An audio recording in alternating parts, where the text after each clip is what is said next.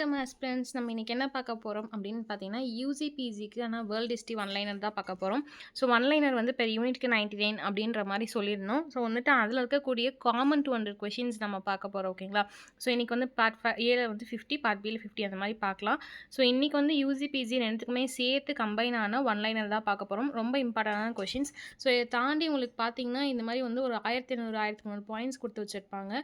So இது எல்லாத்தையும் சேர்த்து தான் வந்து பார்த்தீங்கன்னா, உங்களுக்கு 99 அப்படின்னு வரும். பெர் யூனிட்க்கு பார்த்தீங்கன்னா, உங்களுக்கு 99 அப்படின்ற மாரி வரும். ஓகேங்களா? ஸோ உங்களுக்கு விருப்பம் இருக்கவங்க, நான் வந்து நம்பர் சொல்றேன். நம்பருக்கு வந்து மெசேஜ் பண்ணுங்க. 99 உங்களுக்கு எந்த யூனிட் மட்டும் வேணுமோ அப்படின்னு சொல்லிட்டு கூட சொல்லுங்க. அந்த யூனிட் மட்டும் பர்ச்சேஸ் பண்ணிக்கோங்க. ஓகேங்களா? ஸோ நம்ம இப்போ கொஷின்ஸ்குள்ள போலாம். ஓகே. ஃபர்ஸ்ட்டு கொஸ்டின் என்ன அப்படின்னு பார்த்தீங்கன்னா, இது ஒன்லைனர் மாரி தான். ஸோ வந்து உங்களுக்கு வந்து டீட்டெயில்ஸ்லாம் நான் வந்து விளக்கி அப்படியே சொல்லிடுறேன். ஓகேங்களா? ஸோ இதில கேள்விகள் பார்த்தீங்கன்னா, ஒரு ஒன்லைனரில் 2லேருந்து 3 கொஸ்டின்ஸ் கிரியேட் பண்ணுற மாரி ஒன்லைனர் கேட்டிருப்பாங்க. 1453ல் கான்ஸ்டான்டினோபிளின் வீழ்ச்சியின் போது அங்கிருந்த அறிஞர்கள் தஞ்சம் புகுந்த நாடு எது அப்படின்னு கேட்குறாங்க. ஸோ வந்து கான்ஸ்டான்டினோபிள் வந்து வீழ்ச்சி அடையும் பார்த்தீங்களா, அது எந்த இயர்ன்னு கேட்பாங்க. 1453கள்ல. சரி, அங்க இருக்கக்கூடிய அறிஞர்கள்லாம் எந்த ஊருக்கு வந்து தஞ்சம் புகுறாங்க, அடைக்கலம் வந்து போறாங்க அப்படின்னு பார்த்தீங்கன்னா, இத்தாலியில. ஓகேங்களா? ஸோ 2வது கேள்வி, மறுமலர்ச்சியின் தந்தை என அழைக்கப்படும் தத்துவவாதி பெயர் என்ன? ஓகேங்களா? ஸோ வந்து ரெனைசான்ஸ் அப்படின்னு ஆங்கிலத்தில சொல்லுவாங்க. ஸோ மறுமலர்ச்சியுடைய தந்தை அப்படின்னு யார சொல்லுவாங்கன்னா, பெட்ரார்க் அப்படின்ற ஒருத்தர் தான் சொல்லுவாங்க. ஓகேங்களா? பெட்ரார்க் அப்படின்ற ஒருத்தர் தான் மறுமலர்ச்சியுடைய தந்தை. ஓகேங்களா? இவர் வந்து யார் அப்படின்னு பார்த்தீங்கன்னா, ஒரு தத்துவவாதி, ஒரு பிலாசபிஸ்ட் அப்படின்னு சொல்லலாம். ஓகேங்களா? ஸோ பெட்ரார்க், பிலாசபி, மறுமலர்ச்சி ஞாபகம் வச்சுக்கோங்க. ஓகேங்களா? ஸோ மறுமலர்ச்சி அப்படின்றது இத்தாலியில தான் நடக்கும். ஃப்ளாரசன்ஸ் நகரில வந்து ஸ்டார்ட் பண்ணுவாங்க. ஓகேங்களா? ஸோ அப்புறம் இத்தாலியை சுத்தி இருக்கக்கூடிய நாடுகள், அதுக்கப்புறம் ஐரோப்பா நாடுகள் எல்லாத்துலயுமே மறுமலர்ச்சி ஸ்டார்ட் ஆகும். ஸோ மறுமலர்ச்சியுடைய தந்தை அப்படின்னு யார சொல்லுவாங்கன்னா, இந்த அறிஞர் தான் சொல்லுவாங்க. யாருன்னா தத்துவவாதி அவர். ஓகேங்களா? ஸோ வந்து பிலாசபிஸ்ட். ஸோ அவருடைய பேர் என்னன்னா பெட்ரார்க் அப்படின்னு சொல்லிட்டு சொல்லுவாங்க. ஓகேங்களா? ஸோ நீங்க இது எப்படி ஞாபகம் வச்சுக்கலாம் அப்படின்னு சொன்னா, பெட்ரார்க் அப்படின்றவர் தான் பெட்டு வந்து வளர்க்குறாரு. ஓகேங்களா? ஸோ பெட்டு வளர்க்குறதுனால பார்த்தாலும் பிலாசபி எடுத்துட்டே இருப்பார் அந்த பெட்டு கிட்ட. ஓகேங்களா? அதனால அந்த பெட்டு என்ன பண்ணுதுன்னா, மறுபடியும் வந்து பிலாசபி எடுக்கிறான் அப்படின்னு சொல்லிட்டு தப்பிச்சு போயிடுது.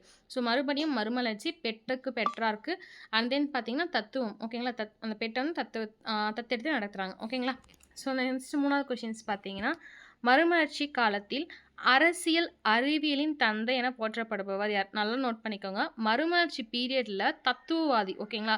ஸோ மறுமலர்ச்சி தந்தை அப்படின்னு கேட்டாங்கன்னா பெட்ரார்க். மறுமலர்ச்சி காலத்தில் அரசியல் பொலிட்டிக்கல் சயின்ஸ் அப்படின்னு சொல்லுவாங்கல்ல. ஸோ பாலிடிக்ஸ் ஆகட்டும், சயின்ஸ் ஆகட்டும், இதோடைய தந்தை யாரு அப்படின்னு பார்த்தீங்கன்னா மாக்கியவல்லி, பிரின்ஸ் மாக்கியவல்லி அப்படின்னு சொல்லுவாங்க. பிகாஸ் அவர் எழுந்த புத்தகம் பேரு த பிரின்ஸ் அப்படின்னு எழுதியிருப்பாரு. மாக்கியவல்லி அவர்களை தான் அரசியல் அறிவியலுடைய தந்தை மறுமலர்ச்சி காலத்தில் அப்படின்னு சொல்லியிருப்பாங்க. ஓகேங்களா? ஓகே. 4வது கேள்வி, லியோனார்டோ டாவின்சியின் புகழ்பெற்ற மோனலிசா ஓவியம் தற்போது எங்குள்ளது? இந்த கொஷின் ஏன் கேட்டிருக்கோம் அப்படின்னு பார்த்தீங்கன்னா, ஒன்லைனர் வந்து இப்போ இந்த பாயிண்ட் ஏன் கொடுத்துருக்காங்கன்னா, ப்ரெசன்ட் டேஸில் உங்களுக்கு ஆர்கியாலஜிக்கல் சைட்ஸில் இருக்கக்கூடிய கொஷின்ஸ் எல்லாமே வந்து உங்களுக்கு கரண்ட் அஃபேர்ஸில் 1 or 2 கொஷின்ஸ் வந்துச்சுன்னா, இந்த மாதிரியும் சில கொஷின்ஸ் வந்து கோகினூர் வைரம் ப்ரெசென்ட்டில் எங்கே இருக்குது, இந்த மாதிரி ப்ரெசன்ஸ் கொஷின்ஸும் கேட்பாங்க. அதனால தான் இந்த கொஷின்ஸ் ஆட் பண்ணியிருக்காங்க. ஓகேங்களா? லூவ்ரே அப்படின்னு சொல்லிட்டு ஒரு அருங்காட்சியகம்ல இருக்கான். அந்த அருங்காட்சியகம் இன்கேஸ் எங்கே இருக்குது அப்படின்னு கேட்டாங்கன்னா, பாரிஸில் இருக்குது. ஓகேங்களா? லூவ்ரே அருங்காட்சியகம், பாரிஸ். லியோனார்டோட வரைஞ்சிய மோனலிசா ஓவியம். ஓகேங்களா? ஸோ நம்ம இன்ஸ்டாகிராம் பேஜை கொஞ்சம் ஃபாலோ பண்ணுங்க. ஸோ இன்ஸ்டாகிராமில் இதுக்கு மேலே அப்டேட்ஸ் உங்களுக்கு டெய்லிக்குமே வரும். ஷார்ட்ஸ் இதுக்கு மேலே எல்லாமே இன்ஸ்டாகிராமில் தான் போடுவாங்க. ஸோ வந்து தயவு செஞ்சு கொஞ்சம் இன்ஸ்டாகிராமையும் ஃபாலோ பண்ணி சப்போர்ட் பண்ணுங்க. ஓகேங்களா? ஸோ நிறைய பேர் யூடியூப் சப்போர்ட் பண்ணிட்டு இருக்கீங்க. நிறைய பேர் test series video class join பண்ணுறீங்க. ஆன்லைன் பர்ச்சேஸ் பண்ணுறீங்க. ரொம்ப தேங்க்யூ. அதே மாதிரி நம்ம இன்ஸ்டாகிராம் வந்து டெலகிராம் பேஜஸ்மே வந்து சப்ஸ்கிரைப் பண்ணிக்கோங்க, ஃபாலோ பண்ணிக்கோங்க. ஓகேங்களா? ஸோ உங்களுக்கு இந்த மெட்டீரியல் வந்து உங்களுக்கு வேணும்னாலும் 99 ருபீஸ் கொடுத்து பிடிஎஃப் பர்ச்சேஸ் பண்ணிக்கோங்க. ஓகேங்களா? உங்களுக்கு எந்த யூனிட் டஃப்பாக இருக்கோ அந்த யூனிட் கூட பர்ச்சேஸ் பண்ணிக்கலாம். இல்லை உங்களுக்கு கண்டிப்பாக சொல்கிற ரிவிஷன்ஸ்க்கு செம்ம யூஸாக இருக்கும். இப்போ நாங்கள் ஒரு 50-100 கொஷின்ஸோட முடிச்சிருவோம். மீதி கூட 1200 1300 கொஷின்ஸ் உங்களுக்கு வேணும்னா நீங்கள் பர்ச்சேஸ் பண்ணிக்கோங்க. ஓகேங்களா? ஸோ 5வது கேள்வி என்ன அப்படின்னு பார்த்தீங்கன்னா, மனிதன் அனைத்து பொருட்களுக்கும் அளவுகோல் என்று கூறிய மறுமலர்ச்சி சிந்தனையாளர் யார்? ஓகேங்களா? புரோட்டோகோரஸ். ஓகேங்களா? ஸோ மனுஷன் அப்படின்றவங்க எல்லா பொருட்களுக்குமே அளவுகோல் வச்சுருப்பான் அப்படின்னு சொன்னவங்க யார்? மறுமலர்ச்சியோடைய சிந்தனையாளர். ஓகேங்களா? ஸோ சிந்தனையாளர் யார் அப்படின்னு கேட்டிங்கன்னா, புரோட்டோகோரஸ் அப்படின்ற ஒருத்தர் தான். ஓகேங்களா? ஸோ 6வது கேள்வி ரொம்ப ரொம்ப ரொம்ப இம்பார்ட்டன்டான கேள்வி. ஆக்சுவலா இந்த விஷயம் 2 இருக்கும். நான் வீடியோ கிளாஸ்ல பார்த்துருந்தீங்கன்னா உங்களுக்கு சொல்லியிருப்பேன். 1517, 1518 டிஃப்ரெண்ட் கன்ஃப்யூஸ் ஆகாதீங்க. 2த்துலயுமே பார்த்தீங்கன்னா, உங்களுக்கு மார்ட்டின் லூதர் அவர்கள் வருவாருன்னு சொல்லியிருப்பேன். ஓகேங்களா? ஒண்ணு கத்தோலிக்க திருச்சபையில பார்த்தீங்கன்னா வந்துட்டு அறிக்கை வெளியிடுவாரு. இன்னொன்னு கத்தோலிக்க திருச்சபையில பார்த்தீங்கன்னா வந்து அந்த ஒட்டுவாரு. ஓகேங்களா? ஸோ வந்துட்டு அந்த ரோம்ல இருக்கக்கூடிய கத்தோலிக்க திருச்சபையில டிரான்ஸ்லேட் பண்ணி வந்து குடுப்பாங்க. ஓகேங்களா? ஸோ இந்த இயர் கன்ஃப்யூஷன் ஆகாதீங்கன்னு சொல்லிட்டு வீடியோ கிளாஸ்ல சொல்லியிருப்பேன். நீங்க பார்த்துக்கலாம் அத. ஸோ 2 கேள்விகள் வரும். என்ன அப்படின்னு பார்த்தீங்கன்னா, டேஷில் மார்ட்டின் லூதர் கத்தோலிக்க திருச்சபைக்கு எதிராக வெளியிட்ட அறிக்கை அப்படின்னு கேட்கலாம். 1517ல அவர் வெளியிட்டிருப்பாரு ஒரு அறிக்கை. யாருக்கு எதிரா அப்படின்னு கேட்டிங்கன்னா, கத்தோலிக்க திருச்சபைக்கு எதிரா அறிவித்திருப்பாரு. அந்த அறிக்கையில மொத்தம் எத்தனை தீசஸ் கொள்கைகள் இருந்துச்சு அப்படின்னு பார்த்தீங்கன்னா, 95 கொள்கைகள் இருக்கும். ஓகேங்களா? ஸோ 7வது கேள்வி, பாவமன்னிப்பு சீட்டு இன்டெலிஜென்ஸ் அப்படின்னு ஆங்கிலத்தில சொல்லுவாங்க. பாவமன்னிப்பு சீட்டு விற்பனையை தீவிரமாக முன்னெடுத்த போப் யாரு அப்படின்னு கேட்டிங்கன்னா 10ஆம் லியோ அவர்கள் தான். ஸோ 10ஆம் லியோக்கான இன்னொரு பேர் என்ன அப்படின்னு கீழே கமெண்ட் பண்ணுங்க. ஓகேங்களா? இன்னைக்கான கொஸ்டின்ஸ் இதான். ஸோ பாவமன்னிப்பு சீட்டு விற்கிறாங்க பார்த்தீங்களா, அதை வந்து தீவிரமாக யார் வந்து அதிகப்படுத்தினாங்க, முன்னெடுத்து யார் போனாங்க அப்படின்னு பார்த்தீங்கன்னா 10ஆம் லியோ அப்படின்னக்கூடிய போப் அவர்கள் தான். ஸோ 8வது கேள்வி, டாக்ட்ரைன் ஆஃப் ப்ரெடஸ்டினேஷன்ஸ் ஓகேங்களா அப்படின்னா முன்திறமான கொள்கையை வலியுறுத்திய சீர்திருத்தவாதி யார் அப்படின்னு பார்த்தீங்கன்னா கால்வினிசத்தில் இருக்கக்கூடிய ஜான் கால்வின் அவர்கள் தான். சுவிட்சர்லாந்தில் படிப்பீங்க. ஸோ உங்களுக்கு நடத்தியிருப்பேன். உங்களுக்கு கண்டிப்பாக வீடியோ கிளாஸ் அட்டன் பண்ணவங்களுக்கு தெரிஞ்சிருக்கும். இல்லாதவங்க இப்போ தெரிஞ்சுக்கோங்க. சுவிட்சர்லாந்தில் முன்தீர்மான ஓகேங்களா? ஸோ முன்தீர்மான கொள்கை அப்படின்னு ஒரு கொள்கையை ரொம்ப வலியுறுத்த ஒரு சீர்திருத்தவாதி யார் அப்படின்னு பார்த்தீங்கன்னா ஜான் கால்வின் அவர்கள் தான். 9வது கேள்வி, இங்கிலாந்து திருச்சபையின் தலைவராக மன்னரே இருப்பார் என அறிவித்த சட்டம் எது அப்படின்னு பார்த்தீங்கன்னா மேலாதிக்க சட்டம். இந்த சட்டம் எப்போ அறிவித்தாங்க அப்படின்னு கேள்வி வந்துருச்சுன்னா 1534களில். ஓகேங்களா? ஸோ இங்கிலாந்து திருச்சபையில் தலைவராக இருக்கவங்க அரசரோ மன்னராகவே இருக்கலாம் அப்படின்னு சொல்லிட்டு ஒரு சட்டம் வலியுறுத்தினாங்க. அந்த சட்டம் என்ன அப்படின்னு பார்த்தீங்கன்னா மேலாதிக்க சட்டம். ஓகேங்களா? ஸோ எப்போ அப்படின்ற கேள்விகள் வந்துருச்சுன்னா 16வது செஞ்சுரியில் 1534களில். ஓகேங்களா? ஸோ 10வது கேள்வி, கத்தோலிக்க மதத்தை பரப்ப இயேசு சபையை அதாவது ஜேஷூட்ஸ் அப்படின்னு சொல்லுவாங்க. ஜீசஸ் சொல்லுவாங்களா, ஜேஷூட்ஸ் அப்படின்னு சொல்லுவாங்க. ஸோ இயேசு சபையை தோற்றுவித்தவர் யாருன்னா இக்னேஷியஸ் லயோலா அவர்கள். ஓகேங்களா? ஸோ இந்த இக்னேஷியஸ் லயோலா அவர்கள் தான் என்ன பண்ணுறாங்கன்னா இயேசு சபை அப்படின்ற ஒரு சபையை வந்து தோற்றுவிப்பாங்க. ஸோ நீங்கள் 9th யூனிட்டில் பார்த்தீங்கன்னா யூஜி படிப்பீங்க இயேசு சபையை பற்றி. ஓகேங்களா? ஈவன் பிஜிஸ் கூட படிப்பீங்க. பிஜி பொறுத்த வரைக்கும் நீங்கள் இந்த டாபிக் இருக்கும். ஸோ கத்தோலிக்க மதத்தை பரப்புறதுக்காகவே ஒரு சபையை ஸ்டார்ட் பண்ணுறாரு. யாருன்னா இந்த இக்னேஷியஸ் லயோலா அவர்கள். ஓகேங்களா? என்ன சபை அப்படின்னு கேட்டிங்கன்னா இயேசு சபை. 11வது கேள்வி, 1498 இந்தியாவுக்கு கடல் வழியை கண்டுபிடித்த போர்ச்சுகீசிய மாலுமி யாருன்னா வாஸ்கோ ட காமா அவர்கள். உங்களுக்கு தெரிஞ்சிருக்கும். ஸோ மே மாதம் வந்து காலிக்கேட் அப்படின்னு சொல்லிட்டு ஒரு இடத்துக்கு கேரளாவில் வந்து வருவார். ஓகேங்களா? ஸோ சாமரின் அவர்கள் தான் மன்னனாக இருப்பாங்க. உங்களுக்கு படிச்சிருப்பீங்க கண்டிப்பாக. ஓகேங்களா? ஸோ 4வது 5வது யூனிட்டில் பிஜியில் இருக்கவங்க ஐரோப்பிய வருகையில் படிச்சிருப்பீங்க அந்த பாயிண்ட்டு. 12வது கேள்வி, உலகத்தை முதலில் சுற்றிய மாலுமி மெக்கலன் கொல்லப்பட்ட இடம் எது? எவ்வளோ அழகான கேள்வி பார்த்தீங்களா? ஆக்சுவலாக அந்த கேள்வி கண்டிப்பாக யாருக்குமே டக்குன்னு ஸ்ட்ரைக் ஆகாது. நீங்கள் ஃபஸ்ட்டு அந்த கேள்வியை பார்க்கும் போதே உலகத்தை ஃபஸ்ட்டு சுற்றி வந்தவரா யார், அப்போ மெக்கலன் தான் அப்படின்னு யோசிச்சிருப்பீங்க. இல்லை அந்த ஷிப்போட பேர் யோசிச்சிருப்பீங்க. கரெக்டுங்களா?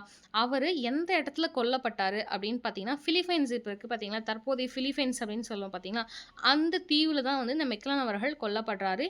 இதில் இன்னொரு கொஷின், உலகத்தை முதலில் கப்பலில் சுற்றி வந்தவர் யார் அப்படின்னாலும் மெக்கலன் தான். இல்லை உலகம் வந்து ஒரு வட்டம் தான் ஓகேங்களா, ஒரு வந்து கோள் வடிவம் தான் அப்படின்னு சொல்லி நிரூபிக்கிறதுக்காக உலகத்தை சுற்றி வந்தவரும் மெக்கலன் தான். எந்த இடத்துல ஸ்டார்ட் பண்ணுறோமோ கண்டிப்பாக அந்த இடத்துல நிறுத்த முடியும். ஏன்னா உலகம் அப்படின்றது ஒரு வட்டம் அப்படின்றத விஷயத்தையும் சொன்னவரும் மெக்கலன் அவர்கள் தான். அதை நிரூபிக்கிறதுக்காக தான் கப்பல் எடுத்துகிட்டு இவர் என்ன பண்ணுவார்னா உலகத்தை சுற்றி வருவார்.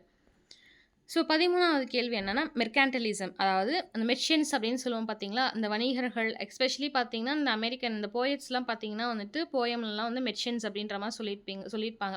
அதாவது என்ன அப்படின்னு பார்த்தீங்கன்னா மெர்ச்சன்ட்ஸ்னால் ஒரு கடை அப்படின்னா ஒரு லாலிபப் விற்கிறாங்க, இல்லை ஒரு பலூன்ஸ் விற்கிறாங்க, அந்த மாதிரி வச்சு விற்கிறாங்கன்னா அவங்கள மெர்ச்சன்ட்ஸ் அப்படின்னு சொல்லுவோம். ஓகேங்களா? ஸோ வணிகவாதம் என்ற சொல்லின் முக்கிய நோக்கம் என்ன அப்படின்னு பார்த்தீங்கன்னா நாட்டின் தங்க கையிருப்பை அதிகரித்தல். ஓகேங்களா? நீங்கள் ஷேர் மார்க்கெட்டில் இன்வெஸ்ட் பண்ணுறவங்களுக்குலாம் நிறைய தெரிஞ்சிருக்கும் இவங்க என்ன மீன் பண்ணுறாங்க அப்படின்ற விஷயத்தை. ஓகேங்களா? ஸோ அதை வச்சு தான் ஷேர் மார்க்கெட்டில் வந்து இந்த கண்ட்ரி இவ்வளோ பீக்கில் இருக்காங்க, இல்லை இன்றைக்கி வந்து இவங்க அதிகமாக இருக்காங்க அப்படின்ற விஷயத்த நிர்ணயிப்பாங்க. ஸோ நாட்டுடைய தங்கத்தை எந்தளவு கையிருப்பாக வச்சுருக்காங்க, எந்த அளவு அதிகரிக்கிறாங்க அப்படின்ற விஷயத்தை தான் வணிகவாதம் அப்படின்னு சொல்லுவாங்களாமா. ஓகேங்களா? அதான் முக்கியமான நோக்கம். 16வது கேள்வி, ஸ்பெயின் மற்றும் போர்ச்சுகல், ஸ்பெயின் நாடும் போர்ச்சுகல் நாடுக்கும் இடையே ஒரு புதிய உலகை பிரித்த ஒப்பந்தம் நடக்குது. அந்த ஒப்பந்தத்துடைய பேர் என்ன அப்படின்னு பார்த்தீங்கன்னா டார்சிலஸ். ஓகேங்களா. ஏன்னா டார்சிலஸ் ஒப்பந்தம் யாருக்கு யாருக்கும் ஸ்பெயினுக்கும் போர்ச்சுகீசிலுக்கும் இடையே ஒரு புதிய உலகை பிரித்த ஒப்பந்தம் ஒன்று நடக்க ஆரம்பிக்குது. அந்த ஒப்பந்தத்துடைய ட்ரீட்டியுடைய பேர் என்ன அப்படின்னு பார்த்தீங்கன்னா டார்டிசிலாஸ். ஓகேங்களா. ஏன்னா டார்டிசிலாஸ் ஒப்பந்தம் அப்படின்னு சொல்கிறாங்க. ஸோ 30 வருட காலம் பார்த்தீங்கன்னா வந்து ஒரு போர் நடக்கும். அது வந்து எந்த போர் அப்படின்னு பார்த்தீங்கன்னா ஐரோப்பியாவில் நடக்கக்கூடிய சமய போர் தான். 30 இயர் வார் அப்படின்னு ஆங்கிலத்தில் சொல்லுவாங்க. அதோட இயர் என்ன அப்படின்னு கேட்டாங்கன்னா 1618கள்லேருந்து 1648கள் வரைக்கும் இந்த ஐரோப்பாவில் சமய போர் 30 ஆண்டுகள் காலமாக நடக்கும். உங்களுக்கான 16வது கேள்வி, 30 ஆண்டு போரை முடிவுக்கு கொண்டு வந்த வரலாற்று சிறப்பு மிக்க ஒப்பந்தம் என்ன அப்படின்னு பார்த்தீங்கன்னா வெஸ்டாஃபிலியா உடன்படிக்கை. ஓகேங்களா. ஸோ எனக்கு தெரிஞ்சு இந்த பீஸ் ஆஃப் வெஸ்டாஃபிலியா சம்திங் அந்த மாதிரி வரும். ஸோ அந்த உடன்படிக்கை எப்போ அப்படின்னு கேட்குறாங்க. ஓகேங்களா. ஸோ 30 ஆண்டு போரை முடிவுக்கு கொண்டு வர்றது ஒரு உடன்படிக்கை இருக்குது. ஓகேங்களா. அந்த உடன்படிக்கை வந்துட்டு வரலாற்றிலே பார்த்தீங்கன்னா மிக சிறப்பான ஒரு உடன்படிக்கை. அந்த உடன்படிக்கையோட பேர் என்ன அப்படின்னு பார்த்தீங்கன்னா வெஸ்டாஃபேலியா உடன்படிக்கை. ஓகேங்களா. So 30 years Westphalia. ஓகேங்களா. வெஸ்டர்ன் கண்ட்ரிஸ் நடக்குது. ஸோ வெஸ்டாஃபிலியா அப்படின்னு ஞாபகம் வச்சுக்கோங்க. 17வது கேள்வி, பிரான்சின் சூரிய மன்னன் என்று அழைக்கப்பட்டவர் யார் அப்படின்னு பார்த்தா 14ஆம் லூயி அவர்கள் தான். உங்களுக்கே தெரிஞ்சிருக்கும் பிரான்ஸ் பொறுத்த வரைக்கும் ரொம்ப இம்பார்ட்டண்டான ஒரு ரோல் அப்படின்னு பார்த்தீங்கன்னா இந்த 14ஆம் லூயி அவர்கள் தான். ஸோ பிரான்ஸ் அப்படின்னும் போது பிரான்ஸுடைய சூரிய மன்னன் யார் அப்படின்னு கேட்டாங்கன்னா வந்து 14ஆம் லூயி அப்படின்னு சொல்லுங்க. 18வது கேள்வி ரொம்ப ரொம்ப இம்பார்ட்டண்டான கேள்வி. இந்த கொஷின் டேரெக்டாக பார்த்தீங்கன்னா யூஜிடிஆர்பியும் பிஜிடிஆர்பியும் டேரெக்டாக இந்த கேள்வி கேட்டிருந்தாங்க இந்த வாசகம் கொடுத்தே. ஸோ வந்து பார்த்தீங்கன்னா இது வந்து ஒரு ப்ரீவியஸ் இயர் கொஷின்ஸ் தான். ஓகேங்களா. ஸோ நிறைய பேர் நம்ம அகாடமிக் ஸ்டூடெண்ட் நான் அகாடமிக் ஸ்டூடெண்ட்லாம் நிறைய பேர் ப்ரீவியஸ் இயர் கொஷின்ஸ் போட சொல்கிறீங்க. ஸோ உங்களுக்கு கொஸ்டின் மட்டும் நான் சென்ட் பண்ணியிருப்பேன். ஸோ ஆன்சர் உங்களுக்கு வீடியோ எக்ஸ்ப்ளனேஷன் பண்ணும்போது உங்களுக்கு அந்த பிடிஎஃப்பும் சென்ட் பண்ணிடுவாங்க. ஸோ நீங்கள் அதை பற்றி வரி பண்ணிக்க தேவையில்ல. இப்போ கொடுத்த பிடிஎஃப்ஸ் ஒன்லைனர் மட்டும் நீங்கள் படிக்க ஸ்டார்ட் பண்ணுங்கள். டெஸ்ட் மட்டும் அட்டன் பண்ணிகிட்டே இருங்க. வீடியோ கிளாஸஸ் அட்டன் பண்ணிட்டே இருங்க. ஸோ வீடியோ கிளாஸ் பார்த்தீங்கன்னா இதுக்கப்புறம் ஜாயின் பண்ணுறவங்க கூட தாராளமாக ஜாயின் பண்ணிக்கலாம். ரெக்கார்டிங் செக்ஷன் இருக்குது. ஸோ இன்னும் ஒரு 1 வீக்கில் பார்த்தீங்கன்னா உங்களுக்கு ஒன் ஆர் 2 வீக்ஸில் யூனிட் வைஸ் நடத்த ஆரம்பிச்சிருவாங்க. ஸோ வந்து நீங்கள் அப்போ கூட ஜாயின் பண்ணிக்கிறது தான் பண்ணிக்கலாம். ஸோ திருப்பியும் சொல்கிறேன், முடிஞ்சது கொஞ்சம் இன்ஸ்டாகிராமையும் நம்மளுடைய டெலகிராமையும் ஃபாலோ பண்ணுங்கள். ஓகேங்களா.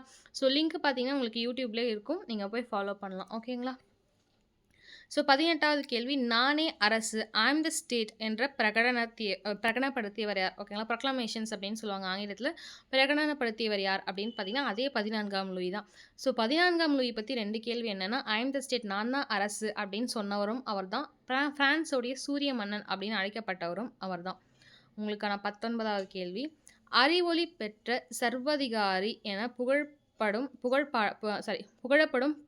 பெர்ஷிய மன்னர் யார்? ஓகேங்களா. இந்த இடத்துல ஆக்சுவலாக 3 கேள்விகள் வரும். ஓகேங்களா.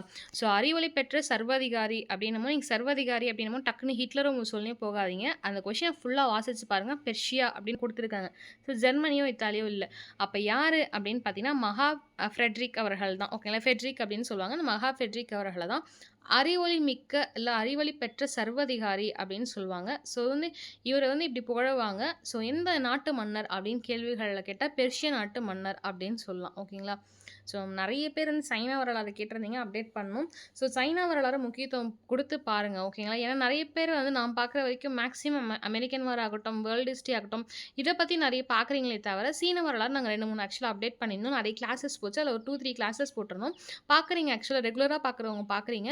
மற்றவங்க எல்லாம் என்ன பண்ணுறீங்க அப்படின்னு பார்த்தீங்கன்னா ஸ்கிப் பண்ணுறீங்க ஆக்சுவலாக அந்த டாப்பிக்கை. ஏன் அப்படி ஸ்கிப் பண்ணாதீங்க தயவு செஞ்சு. நீங்கள் வந்து ஒவ்வொருத்துலேயும் 11லேருந்து 10 கொஷின்ஸ் வரும். ஸோ எல்லா டாப்பிக்கும் இம்பார்ட்டன்ட். ஓகேங்களா. ஸோ தயவு செஞ்சு நீங்கள் கான்சென்ட்ரேட் பண்ணுற பகுதி 7th 8th பகுதியும் சேர்த்து பண்ணுங்கள். ஓகேங்களா. ஸோ உங்களுக்கான 20வது கேள்வி, ரஷ்யாவை நவீனமயமாக்கிய செயின்ட் பீட்டர்ஸ்பர்க் நகரை உருவாக்கியவர் யார்? ஓகேங்களா. ஸோ ரஷ்யாவை ஒருத்தர் மாடர்னைசேஷன் ஆக்குறாரு, நவீனமயம் ஆக்குறாரு. அவர் வந்து ஒரு நகரை உருவாக்குறாரு. அந்த நகர பேர் தான் செயின்ட் பீட்டர்ஸ்பர்க் அப்படின்னு சொல்லுவாங்க. அந்த நகரை அது மட்டும் ரஷ்யாவை நவீனமாக்கியவர் பேர் என்ன அப்படின்னு பார்த்தீங்கன்னா மகா பீட்டர் அவர்கள். ரொம்ப இம்பார்ட்டண்டானவர். ஓகேங்களா. ஸோ 21வது கேள்வி, 1789களில் உங்களுக்கே தெரிஞ்சிருக்கும் ஃப்ரெஞ்சு புரட்சி நடந்திருக்கும். ஸோ அந்த ஃப்ரெஞ்சு புரட்சி போது ஆட்சியில் இருந்த ஃப்ரெஞ்சு அரசர் யார் அப்படின்னு கேட்டிங்கன்னா வந்துட்டு 16ஆம் லூயி அவர்கள். ஓகேங்களா. ஸோ ஐம் த ஸ்டேட் அப்படின்னு சொன்னவர் யார் அப்படின்னு பார்த்தீங்கன்னா 14ஆம் லூயி. ஆனால் 1789களில் ஃப்ரெஞ்சு ரெவல்யூஷன் நடக்கும். அந்த டைமில் யார் வந்து இருக்காங்க அப்படின்னு பார்த்தீங்கன்னா 16ஆம் லூயி அவர்கள், இல்லை லூயி 16 அப்படின்னும் வரலாம். ஸோ உங்களுக்கான 22வது கேள்வி, பிரெஞ்சு புரட்சியின் போது சமூக ஒப்பந்தம், அதாவது சோசியல் கான்ட்ராக்ட் நூலை எழுதியவர் யாருன்னா ரூசோ அவர்கள் தான். ஸோ பிரெஞ்சு என்ன பண்ணுறாங்க, ஒப்பந்தம் ஒரு பக்கம் போட்டுகிட்டே இருக்காங்க. அதுவும் சோசியல் கான்ட்ராக்ட் அப்படின்னா என்னென்னா சமூக சார்ந்த ஒப்பந்தங்கள் போடுறாங்க. ஸோ அந்த டைமில் இவர் என்ன பண்ணுறாரு, ரூசோ அவர்கள் பார்த்தீங்கன்னா ஒரு மிகப்பெரிய எழுத்தாளர். அவர் பார்த்தீங்கன்னா சோசியல் கான்ட்ராக்ட், சமூக ஒப்பந்தம் அப்படின்ற ஒரு நூலை எழுதி வெளியிடுறார். ஓகேங்களா? எப்போனா பிரெஞ்சோடைய புரட்சி போகுது. ஓகேங்களா? ஸோ இது உங்களுக்கே தெரிஞ்சிருக்கும். இந்தியாவில் இருக்கிறவங்களும் வந்துட்டு இந்த விஷயத்த வந்து பாரோ பண்ணியிருப்பாங்க. ஃப்ரெண்ட்ஸ் கிட்ட இருந்து தான் சுதந்திரம், சமத்துவம், சகோதரத்துவம் அப்படின்ற விஷயத்த ஃப்ரெஞ்ச் ரெவல்யூஷன்ஸில் கற்றுருந்துருப்பாங்க. அங்கேருந்து அந்த கான்ஸ்டியூஷனை நம்ம இந்தியாவும் பாரோ பண்ணியிருப்பாங்க. ஓகேங்களா? உங்களுக்கான 24வது கேள்வி. பிரெஞ்சு புரட்சியின் போது பாஸ்டில் சிறை தகர்க்கப்பட்ட நாள் இது. ரொம்ப ரொம்ப இம்பார்ட்டன்ட் கொஷின். பிஜிலி, யூஜியில் ரெண்டுமே டேரெக்டாக கேட்ட கொஷின்ஸ். ஓகேங்களா? ஃப்ரெஞ்சு ரெவல்யூஷன் நடந்துட்டு இருக்கு. அந்த ரெவல்யூஷன் போது வந்து பாஸ்டில் சிறையில் நிறைய பேர் வந்து உள்ளே போட்டிருப்பாங்க, சிறையில் போட்டிருப்பாங்க, பிரிசனில் போட்டிருப்பாங்க. ஸோ பாஸ்டின் சிறையில் தகர்க்கப்பட்ட நாள் இது அப்படின்னு கேட்டிங்கன்னா பாஸ்டின் பிரிசன் அப்படின்னு சொல்லுவாங்க. அது தகர்க்கப்பட்ட நாள் அப்படின்னு கேட்டாங்கன்னா ஜூலை மாதம் 14ஆம் தேதி 1889. ஸோ உங்களுக்கு அந்த இயர் மறக்காது. ஏன்னா ஃப்ரெஞ்சு ரெவல்யூஷன் அப்படின்னது 7, 8, 9 அப்படின்ற விஷயம் உங்களுக்கு ஞாபகம் இருக்கும். ஸோ வந்து அப்படியே 7, 8, 9 அப்படின்னு சொல்லிடுவீங்க. எந்த நாள் அப்படின்னு பார்த்தீங்கன்னா 1, 4. ஓகேங்களா? ஸோ 14th ஜூலை 14th அன்னைக்கு தான் அந்த பாஸ்டன் சிறை தகர்க்கப்படுது ஃப்ரெஞ்சு ரெவல்யூஷன் போது. ஓகேங்களா? ஸோ உங்களுக்கான 25வது கேள்வி, பிரான்சில் பயங்கர ஆட்சி ரெயின் ஆஃப் டெரர் நடத்தியவர் யாருன்னா ரோபாஸ்பியர் அவர்கள் தான். யார்? ரோபாஸ்பியர் அவர்கள். ஷேக்ஸ்பியர் கிடையாது, ரோபாஸ்பியர் அவர்கள். பிரான்ஸில் ஒரு பயங்கரமான ஒரு ஆட்சி போகுது, அதாவது ரெயின் ஆஃப் டெரர் அப்படின்னு சொல்லுவாங்க. அந்த அளவுக்கு கடுமையாக டெரராக நடத்தின ஒரு ஆட்சியாளர் யாருன்னு கேட்டிங்கன்னா ரோபாஸ்பியர். இது எப்படி நம்ம வச்சுக்கலாம்னா, ரோபோக்கெலாம் வந்து ஒரு எமோஷன்ஸ் இருக்காது. ஸ்ட்ரிக்டாக நம்ம என்ன சொல்கிறோமோ அதை நடத்தும். யாராவது ஒருத்தர் வந்துட்டு அவங்க நீ இதை செய்ய அப்படின்னா அது என்ன தப்பு கரெக்டெல்லாம் இருக்கோ அந்த விஷயத்தை செய்ய முடியும். அந்த மாதிரி ரோபோ எப்படி வந்துட்டு கொஞ்சம் கூட வந்துட்டு எப்படி சொல்கிறது, எமோஷன்ஸே எல்லாம் டெரராக இருக்குமோ அதே மாதிரி இந்த ஆட்சியாளர் இருந்தாங்க அப்படின்ற மாதிரி ஞாபகம் வச்சுக்கோங்க. உங்களுக்கான 26வது கேள்வி, நெப்போலியன் போனபர்ட் பிரான்சின் பேரரசராக முடிசூட்டி கொண்ட ஆண்டு எது அப்படின்னு பார்த்தீங்கன்னா 1804. ஓகேங்களா? 1804. ஸோ வந்து இங்கே போனபர்ட் அப்படின்னு இருக்கும். ஸோ நெப்போலியன் போனபர்ட் அவர்கள் பிரான்ஸில் எப்போ முடிசூட்டி கொள்கிறாருன்னா 1804. ரொம்ப ரொம்ப இம்பார்ட்டன்ட், நோட் பண்ணிக்கோங்க. உங்களுக்கான 27வது கேள்வி, நெப்போலியனின் வீழ்ச்சிக்கு தொடக்கமாக அமைந்த போர் எது அப்படின்னு பார்த்தீங்கன்னா கடல் போர் அப்படின்னு சொல்லுவாங்க, வாட்டர்லூ அப்படின்னு சொல்லுவாங்க. ஸோ வந்துட்டு இங்கே பார்த்தீங்கன்னா இந்த வாட்டர்லூ அப்படின்றத கரெக்டான ஆன்சர். இது வந்து இன்னும் ஏதோ ஒரு புக்கில், ஆக்சுவலாக அடுத்த புக்கில் பார்த்தீங்கன்னா ட்ராஃபல்கர் அப்படின்னு சொல்லியிருப்பாங்க. மேக்ஸிமம் வந்து உங்களுக்கு பிஜி, யூஜி இல்லை புக்ஸ் பற்றி பார்த்தீங்கன்னா வாட்டர்லூ தான். ஓகேங்களா? ஸோ இப்போ இந்த இது பார்த்தீங்கன்னா தங்கடி போர் அந்த மாதிரிலாம் சொல்லிட்டு சொல்லுவாங்க. ஓகேங்களா? ஸோ ராஜதங்கடி போர் அந்த மாதிரி நிறைய சொல்லுவாங்க. ஸோ வந்து நீங்கள் டேரெக்டாக வந்து வாட்டர்லூன்னு வரும். இன்கேஸ் அவங்க அந்த கடல் போர் வாட்டர்லூன்னு கொடுக்கல அப்படின்னா ட்ராஃபல்கர் அப்படின்னு சொல்லுவாங்க. அந்த அவங்களுடைய டேர்மில், ஐரோப்பியனுடைய டேர்ம்ஸில் அந்த அவங்களுடைய புக்ஸில் இப்படி இருக்கும். நான் உங்களுக்கு எக்ஸ்ட்ரா தெரிஞ்சுக்கிறதுக்காக கொடுத்துருக்கேன். மேக்ஸிமம் டேரெக்டாக வாட்டர்லூ அப்படின்றத கேட்பாங்க நெப்போலியன் வீழ்ச்சிக்கு. ஓகேங்களா? ஸோ இன்கேஸ் அந்த வாட்டர்லூ அப்படின்னு இல்லைனா ட்ராஃபல்கர் அப்படின்னு தாராளமாக அதுக்கு போகலாம். ஓகேங்களா? இந்த விஷயம் புதுசாக இருக்கும், தெரிஞ்சுக்கோங்க.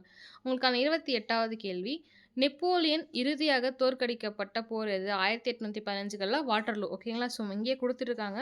ஸோ மேலே பார்த்தீங்கன்னா வீழ்ச்சிக்கு தொடக்கமாக அமைந்த போர் எது அப்படின்னு பார்த்தீங்கன்னா ட்ராஃபல்கர் போர். ஓகேங்களா? ஸோ இங்கே வந்து இறுதியாக தோற்கடிக்கப்பட்ட போர் எதுனா வாட்டர்லூ போர் தான். ஸோ 29வது கேள்வி, நெப்போலியன் நாடு கடத்தப்பட்ட உயிர் நீத்த தீவு எது அப்படின்னு பார்த்தீங்கன்னா செயின்ட் ஹெலினா. ஓகேங்களா? அவங்க வந்து நாடு கடத்திடுவாங்க. பிகாஸ் நெப்போலியன் வந்து தோற்றுருவார். தோற்றதுக்கப்புறம் இவரை மீண்டும் விட்டால் வந்து பிரான்ஸ் இது கைக்கு போயிடும் அப்படின்ற மாதிரி பழமைவாதத்தை ஃபாலோ பண்ண மாட்டார் அப்படின்னு என்ன பண்ணுவாங்க அப்படின்னு பார்த்தீங்கன்னா நாடு கடத்தி போட்டுருவாங்க. நாடு எங்கே கடத்தி போடுவாங்க அப்படின்னு பார்த்தீங்கன்னா செயின்ட் ஹெலினா அப்படின்ற ஒரு தீவில் நாடு கடத்திடுவாங்க. அங்கேயே அவர் தன்னுடைய உயிரும் வந்து போயிடும். 30வது கேள்வி, வியன்னா மாநாடு ரொம்ப ரொம்ப இம்பார்ட்டண்டான கேள்வி. ஓகேங்களா? ஸோ பிக் பாஸ் வியன்னா கிடையாது, இந்த வியன்னா. ஓகேங்களா? ஸோ 1815 வியன்னா மாநாட்டிற்கு தலைமை தாங்கிய ஆஸ்திரிய அதிபர் யார்? ஸோ வியன்னான்னு டக்குன்னு உங்களுக்கு ஞாபகம் வந்துச்சுன்னா மெட்டர்னிக் ஞாபகம் வரணும், இல்லை 1850 ஞாபகம் வரணும். இவங்க 2 பேரும் தான் வியன்னாவில் ரொம்ப இந்த இயரும் இந்த மெட்டர்னிக் அவர்கள் தான் வந்து என்ன அப்படின்னு பார்த்தீங்கன்னா ஆஸ்திரிய அதிபராக இருப்பார். இவர் தலைமை தாங்கி இந்த கூட்டத்தையும் நடத்துவார். ஓகேங்களா? மெட்டர்னிக் அவர்கள் தான். ஸோ இந்த மெட்டர்னிக் அவர்கள் தான் என்ன சொல்லுவாங்கன்னா, இவர் நெப்போலியனை வந்து நம்ம விட்டுட்டோம் அப்படின்னா மீண்டும் அவன் ஆட்சிக்கு வந்தால் பழமைவாதம் மீண்டும் வந்து ஒழியப்படும். ஸோ வந்து என்ன ஆகும் அப்படின்னா மாடர்னைசேஷன் ஆகும், அது தேவையில்லை அப்படின்ற மாதிரி இந்த மெட்டர்னிக் சொல்லியிருப்பார். ஓகேங்களா? அவர் தான் இந்த வியன்னா காங்கிரஸில் தலைமையும் தாங்கியிருப்பார். அவர் யாருன்னா ஆஸ்திரிய அதிபர். எந்த இயர்னா 1815. உங்களுக்கான 31வது கேள்வி, இத்தாலிய ஒருங்கிணைப்பின் இதயம் என அழைக்கப்படுவர் யாருன்னா ஜீசெப் மாசினி அவர்கள். ஓகேங்களா? மாசினி அவர்கள் தான் வந்து இத்தாலியோடைய ஒருங்கிணைப்பு. இட்டாலியோடைய இன்டிகிரேட்டட் பண்றதுல யாரு அப்படி ஹார்ட், பிரெயின், வால் இது 3மே சொல்லியிருப்பாங்க. காரிபால்டி அவர்கள் வருவாங்க. மாசினி அவர்கள் வருவாங்க. ஸோ இது 3த்தையும் படிச்சு வச்சுக்கோங்க. வால்ன்னு யார சொல்றாங்க? ஓகே. அது வந்து என்ன அப்படின்னா ஸ்வாட் அதாவது வால்னா கத்தி அப்படின்னு யார சொல்றாங்க? இதயம் யார சொல்றாங்க? மூளைன்னு யார சொல்றாங்க? இத்தாலிய பொறுத்தவரைக்கும் அப்படின்னு படிச்சுக்கொள்ளுங்க. ஓகேங்களா? ஜீசெப் மாசினி அவர்கள். மாசினி மட்டும் போதும். ஜீசெப்ன்றது ஃபுல் நேம். ஸோ அதுக்கடுத்த கேள்வி பாருங்க. இத்தாலிய ஒருங்கிணைப்பின் வாள் ஓகே அடுத்ததே சொன்னேன்னா ஒருங்கிணைப்போட வாள் என அழைக்கப்பட்டவர் என கரிபால்டி அவர்கள் ஓகேங்களா. ஸோ இந்த வாளுக்கு என்ன பண்ணுவாங்கன்னா கறி பூசி சாணம் பொடிச்சு பயங்கரமாக வச்சிருப்பாங்களாம். இப்படி ஞாபகம் வச்சுக்கோங்க கறி அப்படின்னா வாள் இல்லை வந்து கறி வெட்டுறதுக்கு வாள் தேவை. ஜஸ்ட் ஒரு எக்ஸாம்பிளுக்கு சொல்கிறேன் ஞாபகம் வச்சுக்கிறதுக்கு. இதயம் அப்படின்னா மாசினி ஓகேங்களா. ஸோ இதயம் இருந்தால் தான் ஒரு மனுஷன் வந்து மாசம் எந்த முடிவு வேணாலும் எடுக்க முடியும் அப்படின்றத ஞாபகம் வச்சுக்கோங்க. அதுக்கப்புறம் இன்னொருத்தர் வருவார். ஸோ அவர் யாருன்னா பிரைன் ஆஃப் இத்தாலி அப்படின்னு சொல்லிட்டு சொல்லுவாங்க. ஓகே ஞாபகம் வச்சுக்கோங்க. 33வது கேள்வி சிவப்பு சட்டை படை ரெட் ஷிர்ட்ஸ் என்ற அமைப்பை உருவாக்கியவர் யாருன்னா கரிபால்டி அவர்கள் தான். ஓகே கத்தி வச்சுட்டு அவர் என்ன பண்ணுறாருன்னா சிவப்பு கலர் சட்டைலாம் போட்டுட்டு ஒரு ஊர்வலத்துக்கு ரெடி ஆகுறாரு. ஓகேங்களா. 34வது கேள்வி இத்தாலியை ஒருங்கிணைப்பை முழுமைப்படுத்திய பீட்மண்ட் சார்டினியாவுடைய பிரதமர் யார்? ஓகேங்களா. ஸோ சார்டினியா அப்படின்றது ஒரு சின்ன நாடாக இருக்கும் சிசிலிக்கு பக்கத்தில். அந்த நாட்டுடைய பிரதமர் தான் என்ன பண்ணாருன்னா கவுண்ட் காவூர் அப்படின்னு சொல்லுவாங்க. அவர் என்ன பண்ணுறாருன்னா இத்தாலியை ஒருங்கிணைக்கிறதுக்கான முழு முயற்சியும் அவர் எடுக்கிறாரு. முழுமைப்படுத்தி ஒருத்தர் யார் அப்படின்னு பார்த்தீங்கன்னா சார்டினியாவுடைய பிரதமர் தான். அவருடைய பெயர் என்ன அப்படின்னு பார்த்தீங்கன்னா கவுண்ட் காவூர் அவர்கள். 35வது கேள்வி இங்கே வந்து நான் ஃபஸ்ட்டே சொல்லியிருப்பேன். அங்கே வந்து உங்களுக்கு பால்பன் எப்படி வந்துட்டு உங்களுக்கு இந்தியன் ஹிஸ்ட்ரியில் வருவாங்களோ அதே மாதிரி இங்கே பார்த்தீங்கன்னா பிஸ்மார்க் அவர்கள் வருவாங்க. ரத்தம் மற்றும் இரும்பு அப்படின்ற கொள்கை ஜெர்மனியை சேர்ந்த பிஸ்மார்க் அவர்கள் ரத்தம் மற்றும் இரும்பு கொள்கை மூலம் வந்து ஒருங்கிணைக்கலாம் அப்படின்னு சொல்லிட்டு அவர் வந்து அவருடைய சிந்தாந்தனை ஓகேங்களா. அவருடைய சிந்தனை சித்தாந்தம் வந்து அப்படி இருக்கு. அவருடைய பேர் என்னன்னா ஓட்டோ வான் பிஸ்மார்க் அவர்கள் தான். ஸோ அவர் என்ன யோசிக்கிறாருன்னா ரத்தத்தை சிந்தியும் சரி இல்லை இரும்பு பிளட் அண்ட் அயன் பாலிசின்னு சொல்லுவாங்க. இதை வச்சு கண்டிப்பாக வந்து வயலன்ஸ் மூலிமா தான் நாட்டை இன்டிகிரேட் பண்ண முடியும் அப்படின்னு நினைக்கக்கூடிய ஒரு ஆள் ஜெர்மனியை சேர்ந்தவர் இந்த ஓட்டோவான் பிஸ்மார்க் அவர்கள். ஓகேங்களா. ஸோ இன்றைக்கி வந்து 35 கேள்விகள் போதும். மீண்டும் நாளைக்கு பார்த்தீங்கன்னா வந்து இதில் வந்து 100 கொஷின்ஸ் பார்க்கலாம். உங்களுக்கு இந்த 9th 10th 7th 8th தான் கொஞ்சம் கஷ்டமாக இருக்கும். இது வேணாலும் பர்ச்சேஸ் பண்ணிக்கோங்க. ஸோ அகைன் வந்து ஒன் ரெக்வஸ்ட் கொஞ்சம் வந்து ஃபாலோ பண்ணுங்கள். இன்ஸ்டாகிராமே டெலகிராமே மட்டும் ஃபாலோ பண்ணுங்கள் கண்டிப்பாக. தேங்க்யூ. ஸோ வந்து உங்களுக்கு நாளைக்கு பார்த்தீங்கன்னா வந்து மீதி அப்டேட்ஸ்லாம் பண்ணுறோம். ஓகேங்களா. ஸோ நீங்கள் கீழே வந்து கமெண்ட் செக்ஷன்ஸில் ஆன்சர் சொல்கிறீங்க. பட் உங்களுக்கு என்ன வீடியோ வேணும் அப்படின்றத மென்ஷன் பண்ணல. ஸோ அதனால ரேண்டமாக நாங்கள் வந்து கிளாஸ் எடுக்கிற வீடியோஸ் மட்டும் அப்லோட் பண்ணிட்டு இருந்தோம். ஸோ கீழே உங்களுக்கு என்ன யூனிட்டில் என்ன வீடியோ வேணும் அப்படின்றத மட்டும் மென்ஷன் பண்ணிங்கன்னா உங்களுக்கு அந்த வீடியோ கண்டிப்பாக வந்துட்டு அப்லோட் பண்ணுவாங்க. ஓகேங்களா. So thank you aspirants.